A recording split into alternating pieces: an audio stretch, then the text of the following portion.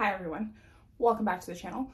I have a video for you guys. We're gonna go through my entire planner journey starting in 2017. I pulled out all of the planners that I still own. My earliest one that I still own is from 2017. That was the year that I discovered the planner community and saw other people using planners in more decorative and creative ways. So yeah, we're gonna flip through from 2017 all the way up until 2023. And I tapped pages, I found patterns, I discovered like the kinds of styles that I circled back to over the years. I've learned lessons. I have a lot to share with you. I've been wanting to do this video for so long. I'm really happy that I'm finally getting around to it. Before we get started, my name is Jay. On this channel, I tend to talk a lot about my planner stuff, whether that's how I'm using my planner, planner updates, hauls, and also plan with me's, where I plan out an entire week with you guys. I also sprinkle in some of my other hobbies, which include makeup. I've done a vlog or two, maybe.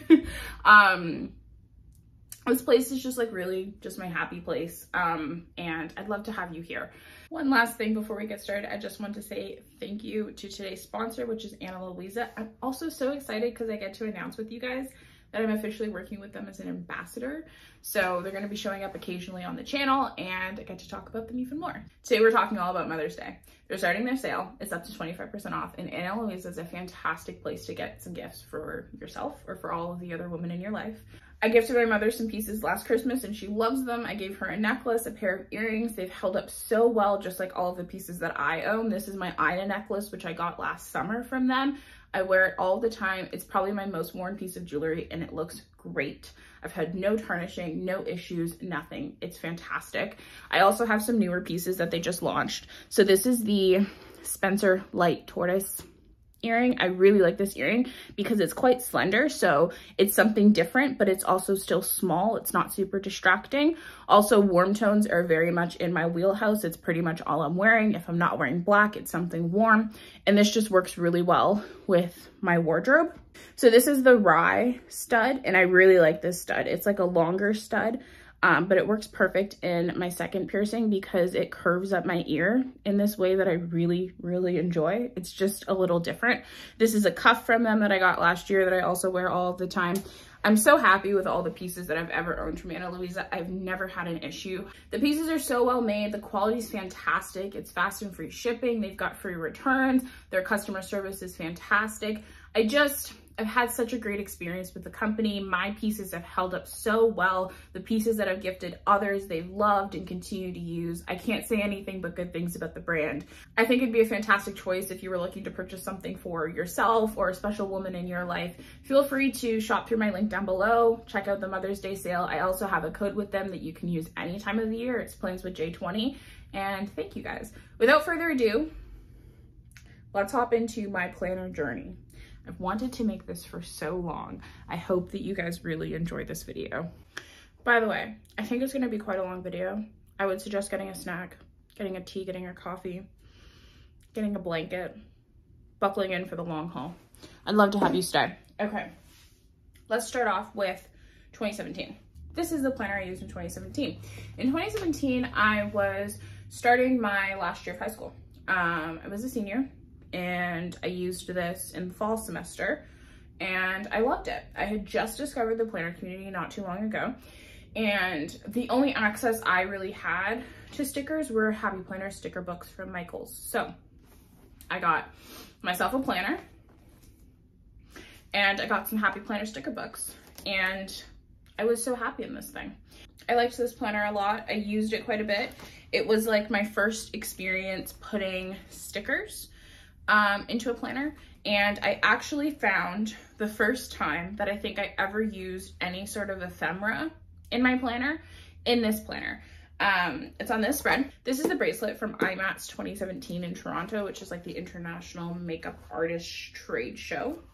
I needed to look at the acronym to verify that, but I wasn't super picky about my writing. I was using occasional stickers. I was layering stickers. I had some rolls of washi that I was playing with. I would never do anything like this now, but it was cute for the time.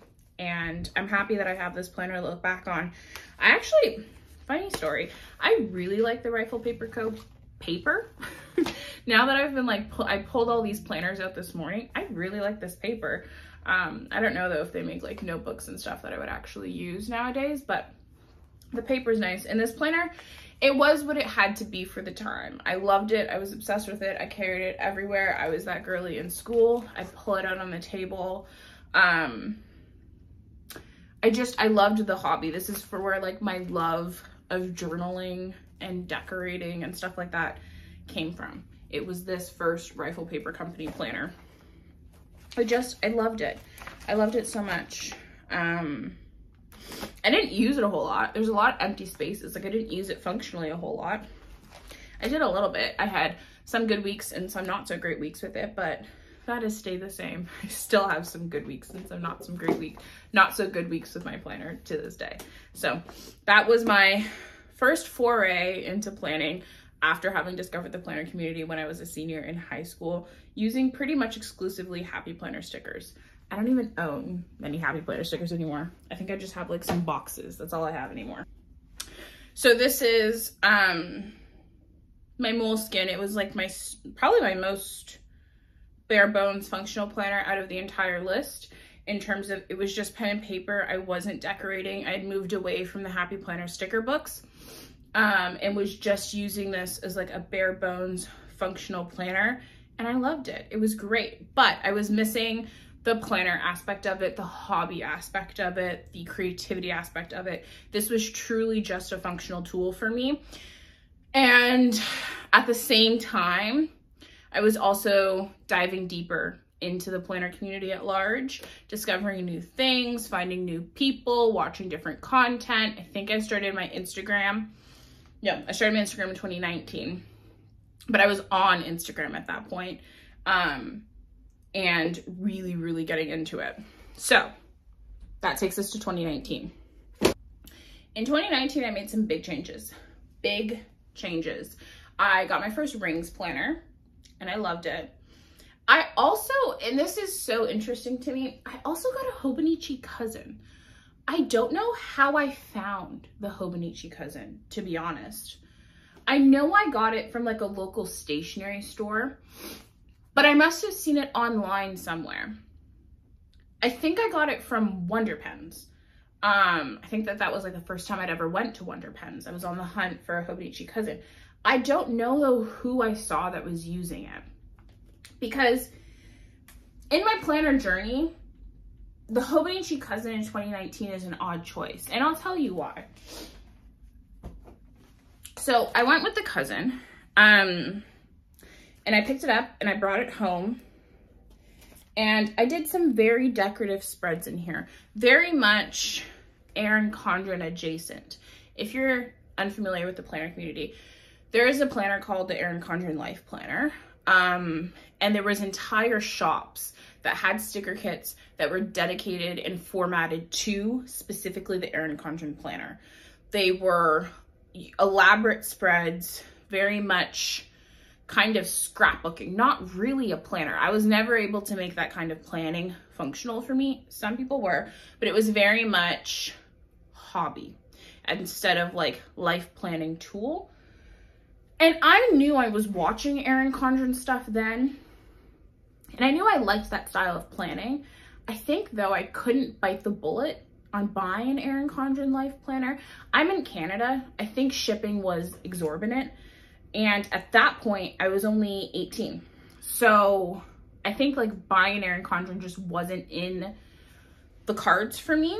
But I had heard of Hobonichi. I guess I'd found it somewhere on some YouTube video. And the layouts, in terms of like vertical layouts, very similar. So I thought I could make it work. And I tried my hardest. I tried my darndest, okay? However, this planner didn't really work out for me. It's not my best work, to be honest, but I really liked it. I used it for quite a while. I did some pretty decorative spreads in here. If I was to get a Hobonichi cousin today, it would look nothing like this. But yeah, I was like, I had the more decorative spot up here, and then I had my functional to-dos down here. So it was very much taking what I was doing in the Moleskine, which was super functional for me, incorporating those elements into here, but then also pulling in the hobby aspect, the decorative stuff, the planning for the fun of it kind of stuff. And I was merging it all into this one book. I still can't believe I had a Hobonichi Cousin in 2018.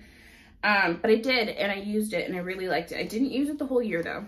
I did fall off on it. I think I used it until about May. May was about when I stopped. So I used it all the way from December to May of 2019, and I really liked it. I never got along with the back pages, though. Never could figure them out. Never used them in any sort of functional way. And they stressed me out because I felt like they're there. I should be using them, but I could never figure out how to use them, what to use them for. At that point, I had no interest in journaling. I wasn't doing enough to warrant a daily page. I didn't want to just fill it with stickers. It got to the point where this was no longer working for me. At that point, I moved into rings. And rings had a chokehold on me for a very long time. So I pulled this out of like my closet. I didn't even realize that I had saved any of my ring stuff.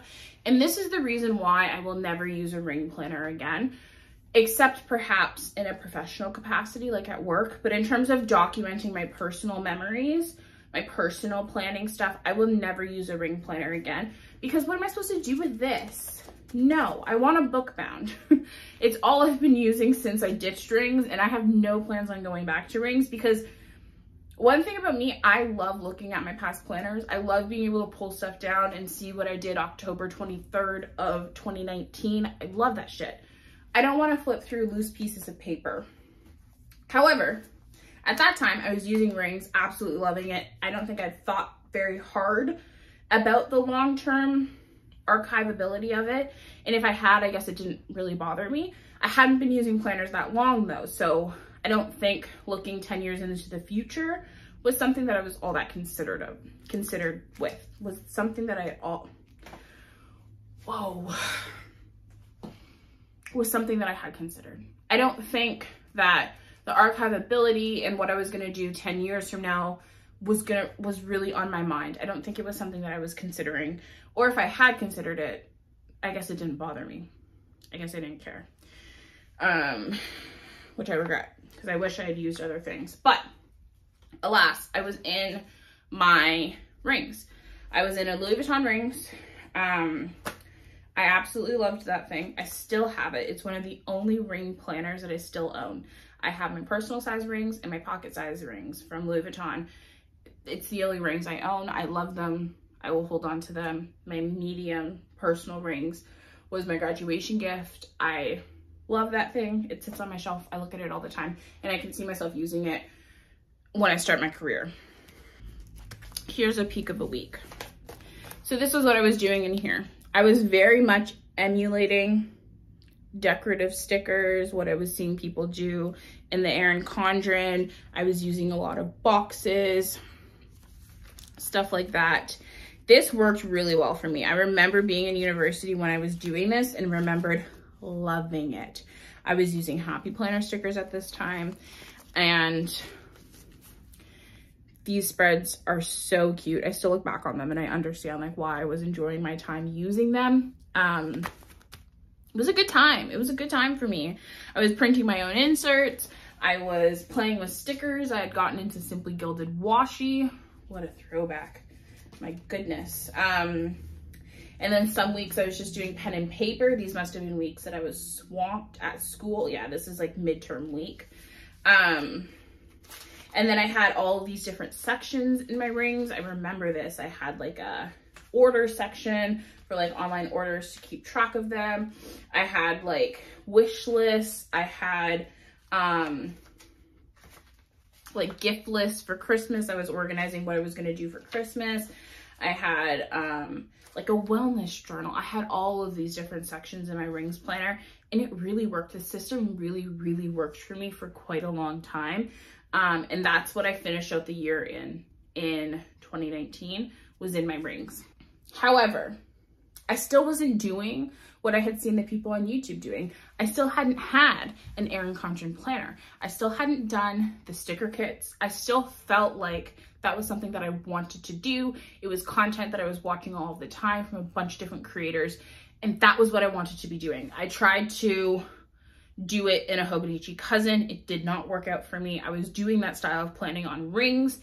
It was working, but it also wasn't exactly what I was wanting to do. It was kind of merging the Erin Condren style of planning and a really functional style of planning, and it was working, but it still wasn't filling the want for me to do the Erin Condren style of planning. So in 2020, I bought an Erin Condren. Well, in 2019, it was like, it started in November of 2019, and she's a big bitch. This is like my prize, one of my prized possessions. Like, the amount of money that went into this thing, because sticker kits were fucking expensive. If you were here during that time, you knew sticker kits were insane. Scribble Prints Co., my favorite sticker kit shop, wild. And then on top of it, the exchange rate, because I'm in Canada, also the shipping, it was nuts. The amount of money that is in this planner, between the cost of the actual planner and then all of the things that I glued and stuck into it, I don't even want to think about it. It kind of makes me sad, but it is like one of my prized possessions. It literally sits in my closet. It has its own box. The tissue paper and stuff is still in there. The little cards are in here. The perpetual calendar is in here. This is like my thing. I love this thing. I'd never do it again.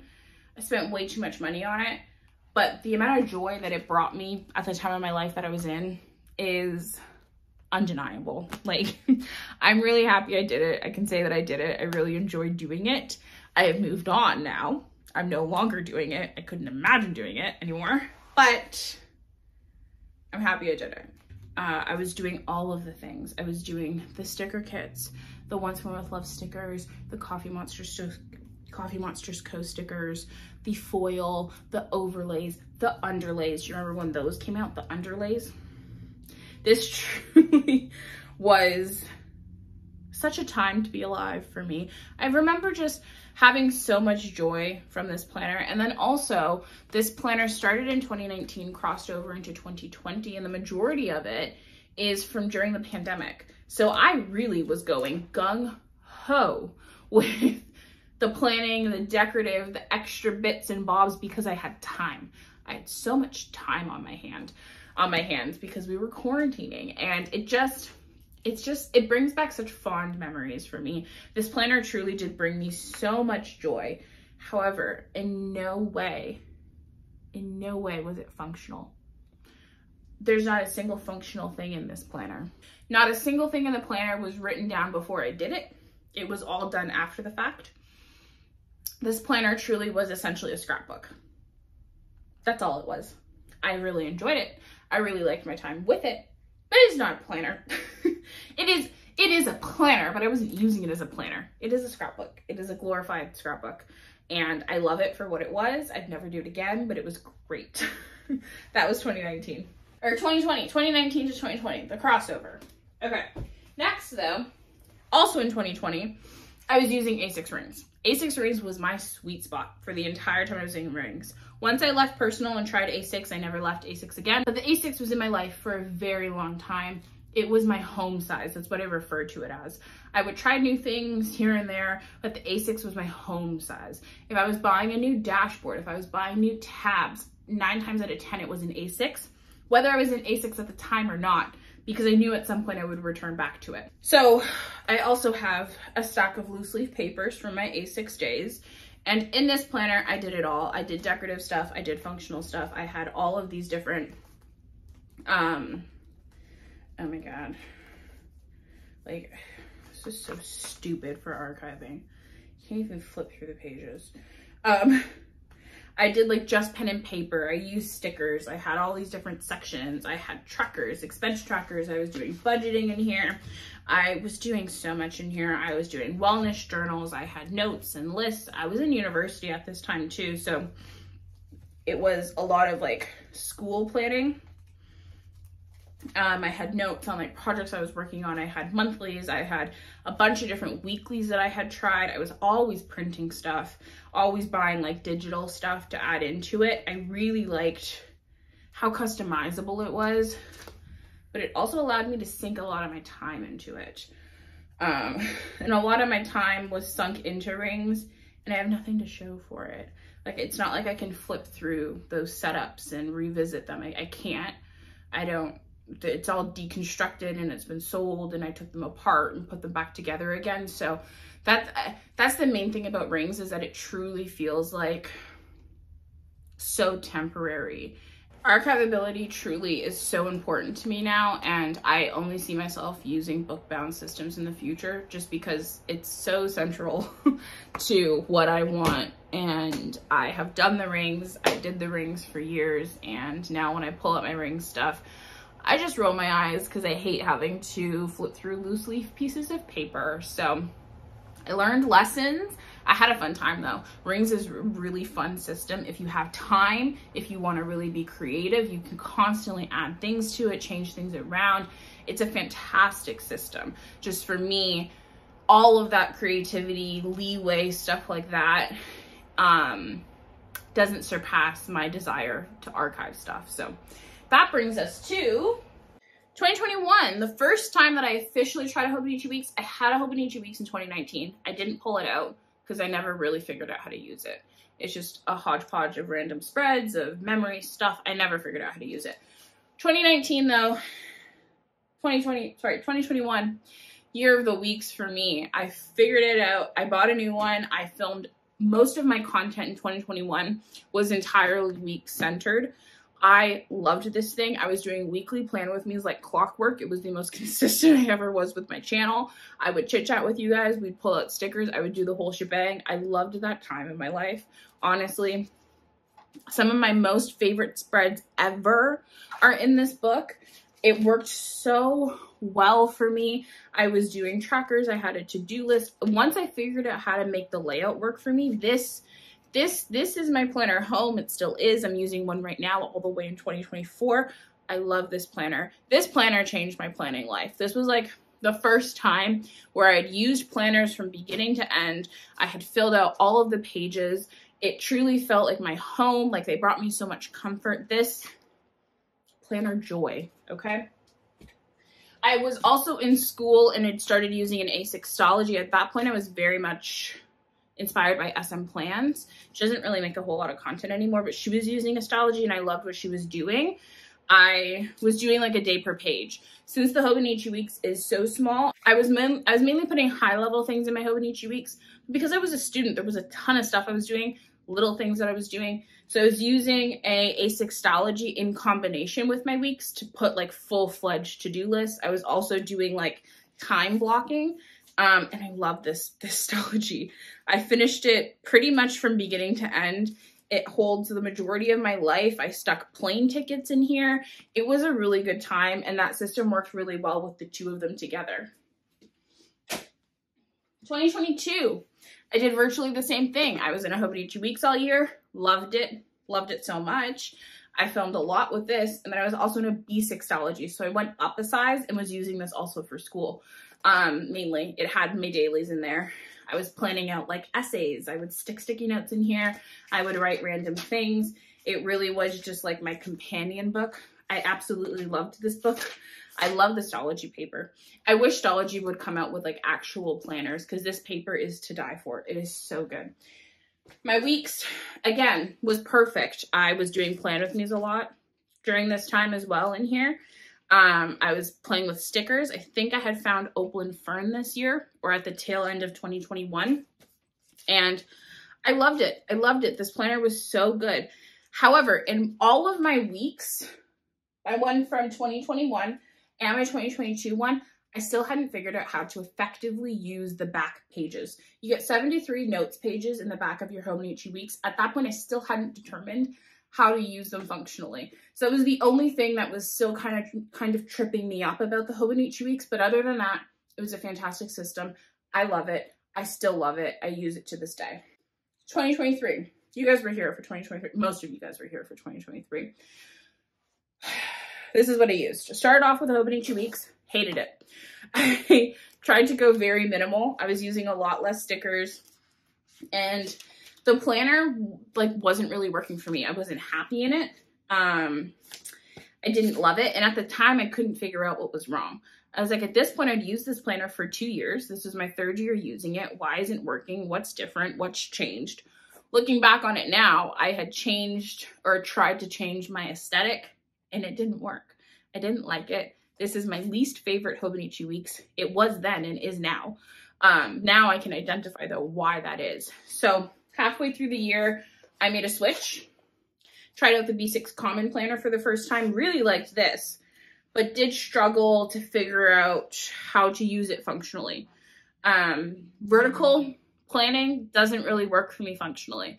And I think it's because of my time in the Erin Condren. For me, vertical planning, I think journaling, documenting, stickers, fun, decoration. And my mind still works like that. I still very much struggle to make a vertical spread functional. So I loved what I was doing in here. Some of my favorite spreads ever in any planner. I love this planner, but I still couldn't figure out how to make it functional. So then I brought in a standard size B6 or standard size B6, a standard size TN blank notebook. And I was using this as my journal in the back, planner in the front. And it was essentially like bullet journaling. Like it was a blank notebook that I was just creating spreads, writing down what I needed to write down. And that was it. And I used this for a good chunk of 2023. At the end of 2023, though, I went back to the Hobonichi Weeks and started using it again in the way I knew worked for me and I loved. I went back to my old aesthetic. I pulled out all of the stickers, all of the decorations, did what I wanted to do with it and fell back in love with it, and then started 2024 in another Hobonichi Weeks. And I've been loving my Hobonichi Weeks from 2024. It is the first time that I have effectively used the notes pages. I've been using them all year. It is now April. It is mid-April. I'm still using them, loving them, updating them all of the time. I feel like I finally figured out how to make literally every aspect of the Hobonichi Weeks work for me. But it's been like a 4-year-long journey with the Hobonichi Weeks, and it's been like a 6 or 7 year long journey with planners in general. This was a really fun exercise, pulling all of these out. I hope that you guys enjoyed this video. I feel like I learned some things about myself. I feel like I very much have toggled between decorative and functional for a very long time. I feel like you can see evidence in a lot of my systems that I've tried to figure out how to do both. And I feel like I'm really at the sweet spot with that now. And yeah, so this year I am using a Hobonichi Weeks and a B6 Common Planner. If you're new to the channel, I have been posting videos about it throughout the year. It has been my most favorite system. I feel like I have officially figured out function and fun and had them in one system and just have 2 books, and they work great for me. I love them, and I'm in a really good spot right now with planning. This was really fun. Thank you for joining me along the journey. I pulled it all out this morning and I just kept finding things, and I forgot that I'd used a Moleskine at one point, and I forgot about the Rifle Paper Company planner that started this whole journey. And I'm really happy to be here. I'm really happy. I've been sharing my planner stuff for quite a while now on this channel and on my Instagram. And yeah, I'm really grateful that I get to share my journey and my hobby and learn about other people's journeys and hobbies in this wonderful community. So thank you guys for being here. Before you head out, I just want to say thank you so much to Anna Louisa for sponsoring this video. I really appreciate you guys. I'm happy to be working as an ambassador with you guys, and check out the Mother's Day sale if you're looking to buy something for yourself or for any of the wonderful women in your life. Without further ado, I will let you guys go. I hope that you guys have tripping over my words. I hope that you guys have a lovely day, and please like and subscribe, and I'll catch you guys next time. Bye.